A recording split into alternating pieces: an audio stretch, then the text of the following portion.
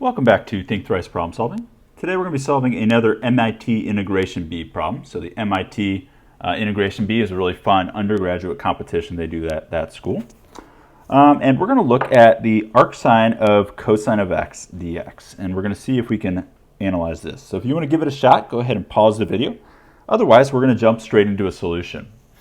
Okay, so when we're looking at this, initially this looks a little bit terrifying, kind of have no idea what to do with it.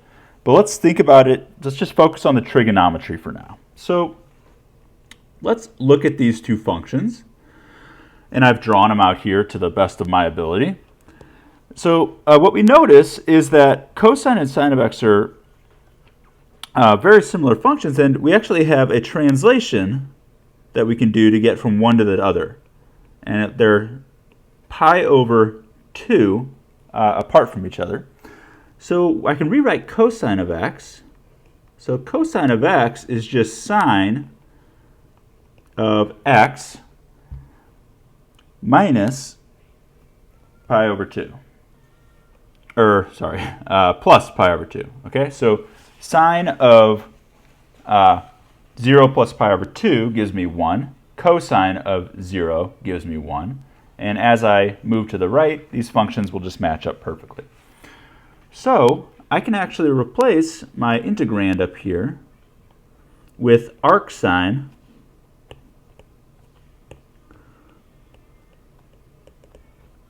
of sine of x plus pi over 2.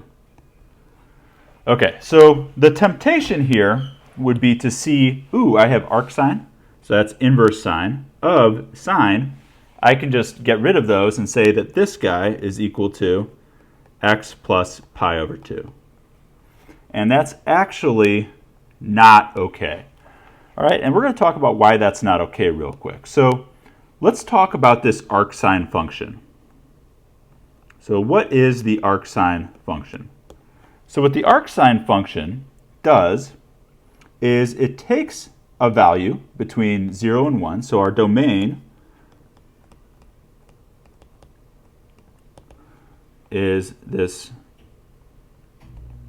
I guess that would be an inclusive domain.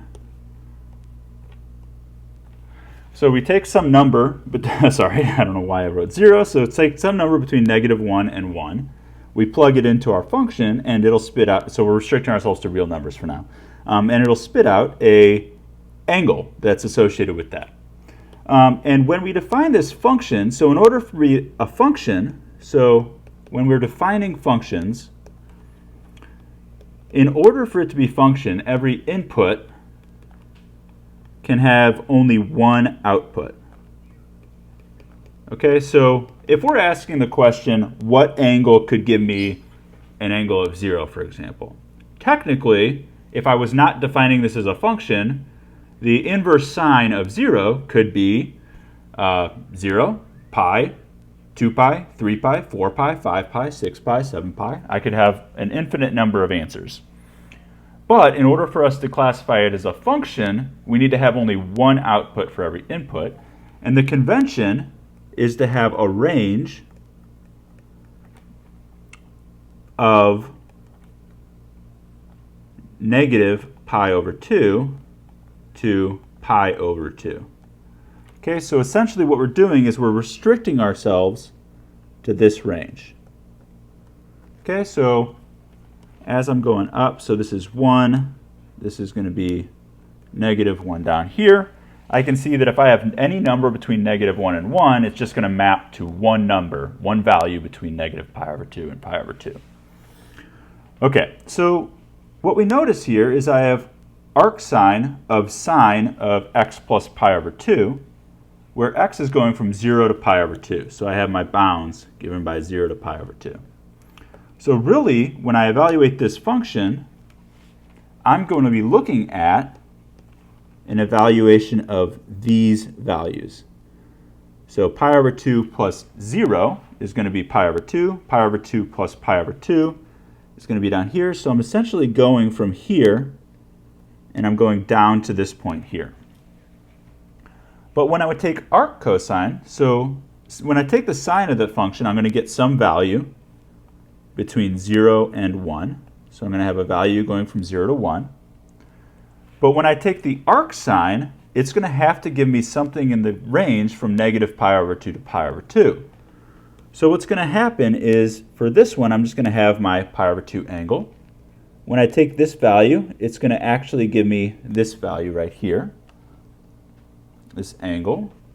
And I'm going to continue to actually map back to within my range. And I'm going to go along in this direction. And that's kind of what's going to happen. So instead of being x plus pi over 2, what's really going to happen is I'm going to map to pi over 2 minus x. Okay, so I know this is a little bit weird. Go ahead and rewind that and rewatch if you need to. I know that's a little bit confusing. But this is because we're defining the arcsine function. So the whole point of this is that when we have arcsine of sine of x plus pi over 2, it's not equal to x plus pi over 2. It's actually going to be equal to pi over 2 minus x. So our entire integrand now is going to be the integral from 0 to pi over 2 of pi over 2 minus x dx. Okay? And this is actually a very standard easy integral. So we're going to have pi over 2 times x minus x squared over 2, evaluated from 0 to pi over 2. And that's going to give us just, let's see here, so we're going to get pi squared over 4 minus pi squared over 4 divided by 2. Which is pi squared over 8. So our answer here is going to be pi squared divided by 8. And that is going to be our final solution to our problem. And you notice that as far as for an integration b, we actually had to do very little integration. This was much more understanding the arcsine function and how it works, how it relates to the cosine function, and moving toward a solution. So if you enjoyed this video, please like and subscribe. If you have your own problem that you would like me to do, please email it to thinkthriceproblemsolving@gmail.com. And as you're working through problems, think once, think twice, and if you really get stuck, think thrice.